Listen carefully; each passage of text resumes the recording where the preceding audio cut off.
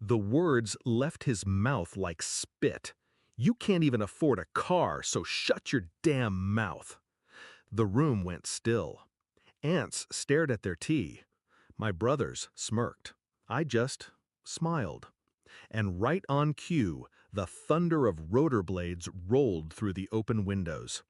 Every head turned toward the lawn as a black helicopter descended, kicking up a storm of dust and leaves. I pushed back my chair. "My ride's here," I said softly. Dad's jaw slackened. Mom swayed, hand to her chest. Backstory: the fractured family.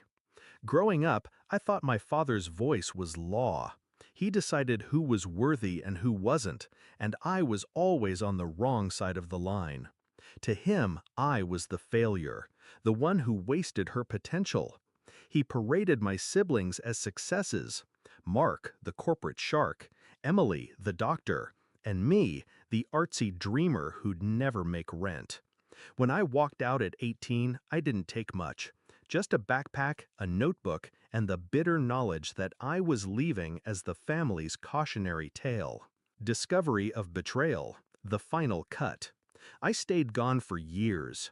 Built a life brick by brick. But last year I got a call.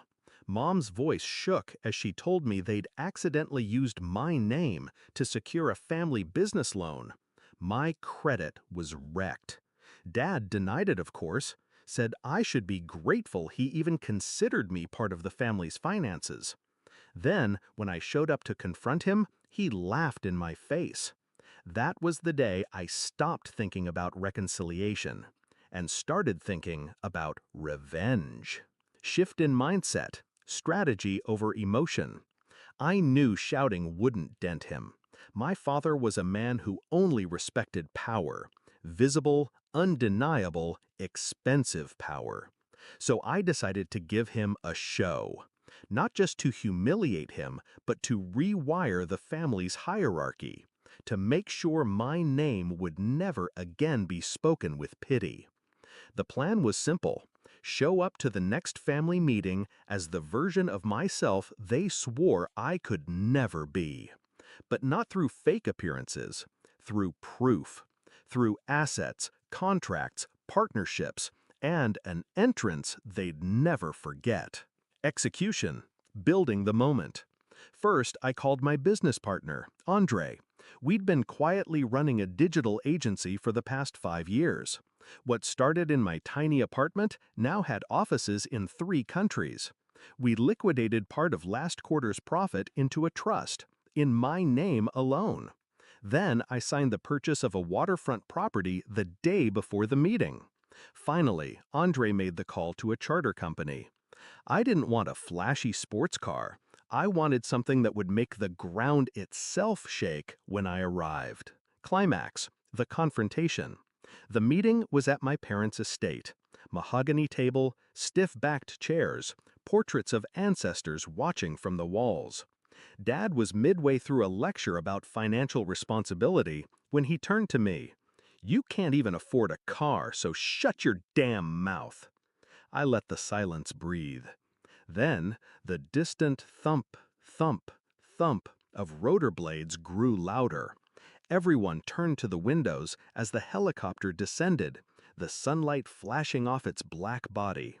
I stood, smoothing my blazer. "My ride's here." The pilot stepped out, holding the door open like I was royalty. And just before I left, I slid a folder across the table. Property deed, waterfront villa, paid in full, under my name. I turned to my brothers. "Next time you want to borrow money, send me an email." Dad's face was bloodless. Mom whispered, "Oh my God," before collapsing into her chair. Resolution: walking away. Outside, the wind from the rotors whipped my hair into my face.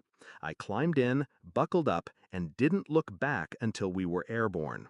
From above, I could see them still standing on the lawn, tiny figures staring up at the sky.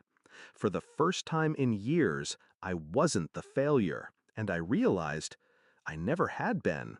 They just couldn't see past their own definition of success. Now, They'll never see me without remembering the day the sky came down to take me away.